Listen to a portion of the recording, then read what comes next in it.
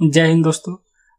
आज का प्रश्न मैंने एनटीटी पेपर 1 का लिया हुआ है जो फर्स्ट ईयर से है। सेकेंड ईयर का क्वेश्चन बाद में कराऊंगा। अभी मैं फर्स्ट ईयर का प्रश्न लिया हुआ हूँ और वो पहला ही पेपर से है, बाल मनोविज्ञान। इस चैप्टर से जितने भी महत्वपूर्ण प्रश्न होंगे उस प्रश्नों को मैं बताऊंगा, उसके उत्तर को साथ साथ में कराते चलूंगा। और ये पहले की तरह लाइव नहीं होगा और ये रिकॉर्डेड रहेगा और ये बहुत छोटे छोटे भागों में इसको मैं बनाऊंगा। वीडियो बहुत छोटा होगा तो इस वीडियो को आप लोग स्किप मत करिएगा, लास्ट तक देखिएगा। तो चलिए बिना देरी किए हुए इस प्रश्न को हम लोग स्टार्ट करते हैं। पहला प्रश्न है, नवजात शिशु की विशेषताएं। यह परीक्षा की दृष्टि से बहुत ही महत्वपूर्ण है। मोस्ट वीवीआई क्वेश्चन है ये, मैं यहाँ पे लिख देता हूँ। मोस्ट वीवीआई क्वेश्चन है ये, परीक्षा में आते ही आते हैं। चलिए इसको बिना देरी किए हुए हम लोग स्टार्ट कर लेते हैं। जो शिशु माँ के गर्भ में रहता है और जैसे ही वो जन्म ले लेता है उसे हम नवजात शिशु कहते हैं। नवजात का मतलब होता है नया जन्मा हुआ, यानी जो बालक जो माँ के गर्भ से जन्म ले लेता है और उसका उम्र मात्र 30 दिन के अंदर में हो तो वो नवजात शिशु कहलाता है।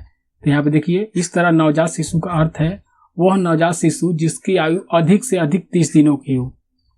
शिशु जन्म लेने के बाद गर्भनाल को काटकर बच्चे को माँ से अलग कर दिया जाता है और इस तरह वह एक स्वतंत्र जीव बन जाता है। तो यहाँ पे हम लोग देखते हैं कि नवजात का मतलब होता है नया जन्मा, यानी जो माँ के गर्भ से जन्म लिया हो और जिसका अधिकतम आयु 30 दिनों के अंदर हो उसे नवजात शिशु कहते हैं। चलिए इसकी हम लोग विशेषताओं की बात कर लेते हैं। अगर भार की बात करें तो नवजात शिशु का औसत भार होता है 6 से 8 पाउंड के आसपास में होता है और लंबाई की बात करें तो 19 से 22 इंच होती है। जन्म के समय लड़कियों की जो लंबाई होती है लड़कों की अपेक्षा कम होती है। भार और लंबाई दोनों जो होते हैं लड़कों का ज़्यादा होता है, लड़कियों का कम होता है सामान्यतः। हर एक स्थिति में नहीं, सामान्यतः यहाँ पर लगाया जाता है, औसतन लगाया जाता है। चलिए आगे देखते हैं। माँ के आहार में प्रोटीन की मात्रा शिशु के आकार को सबसे ज़्यादा प्रभावित करते हैं, इसलिए गर्भावस्था में माँ को अत्यधिक संतुलित आहार दिए जाने चाहिए।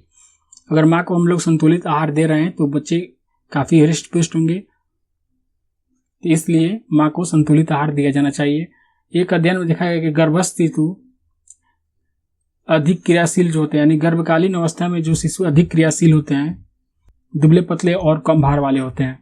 चलिए उनका शारीरिक अनुभव, हम लोग इसमें ज़्यादा डिस्कशन नहीं करेंगे, ये मैंने आपको नोट्स बनाने के लिए ये दिया हुआ है कि आप लोग इसे नोट्स बनाइएगा और एक छोटा रहेगा, थोड़ा बहुत मैं इसे समझाते चलूँगा, मैं ज़्यादा वीडियो को लंबा नहीं करूँगा।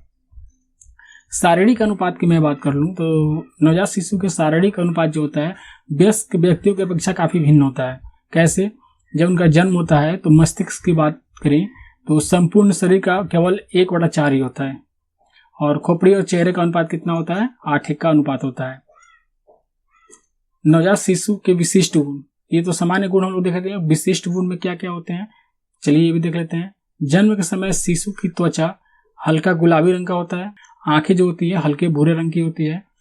जन्म के कुछ दिनों के बाद उसका रंग अस्थायी होने लगता है, यानी जब शिशु का जन्म होता है तो उस समय उसकी त्वचा जो होती है हल्के भूरे या हल्के लाल रंग में होती है, आंखें भूरे होती हैं। लेकिन जैसे जैसे उसका समय बीतते जाता है उसका रंग अस्थायी होने लगता है, पक्का रंग आने लगता है। इस समय शिशुओं का दांत नहीं पाए जाते हैं। शिशु की हड्डियां बहुत लचीली और कोमल होती हैं। चलिए यहाँ पे देखते हैं शारीरिक क्रियाएं। जो शारीरिक क्रियाएं क्या क्या शिशु करती हैं। नवजात शिशु का धड़कन प्रारंभ में कितना होता है? 140 पर मिनट होता है। जैसे जैसे बच्चा बड़ा होते जाता है 140 से घटकर नीचे आता जाता है और वयस्क में आकर ये 72 पर मिनट के आसपास में रह जाता है। नवजात शिशु जन्म लेने के बाद से ही रोना प्रारंभ कर लेता है। यह बहुत ही महत्वपूर्ण चीज होता है कि बच्चे को रोना जरूरी है, नहीं रोएगा तो समस्या हो सकती है। चलिए देखते हैं क्यों। रोने से उसके फेफड़े फूलने लगते हैं और श्वसन क्रिया प्रारंभ हो जाती है और जब बच्चा रोएगा तो उसके फेफड़े में ऑक्सीजन जाएगा, ऑक्सीजन जब जाएगा तो वो श्वास लेना स्टार्ट करेगा और उसकी ऑक्सीजन की पूर्ति स्वतः होने लगेगी। जन्म के समय श्वसन गति 40 से 50 प्रति मिनट होती है। नवजात शिशु को 15 से 20 मिनट तक प्रतिदिन सोना चाहिए। नवजात शिशु की क्रियाएं देख लेते हैं। सामान्य क्रिया और विशिष्ट क्रिया, दो क्रिया होती है नवजात शिशु की। तो पहली सामान्य क्रिया की बात कर लेते हैं। इस समय शिशु बहुत छोटा होता है, उसे अपनी मांसपेशियों पर नियंत्रण भी नहीं रहता है। बिल्कुल सही बात है, इसकी मांसपेशी पर नियंत्रण नहीं रहता है।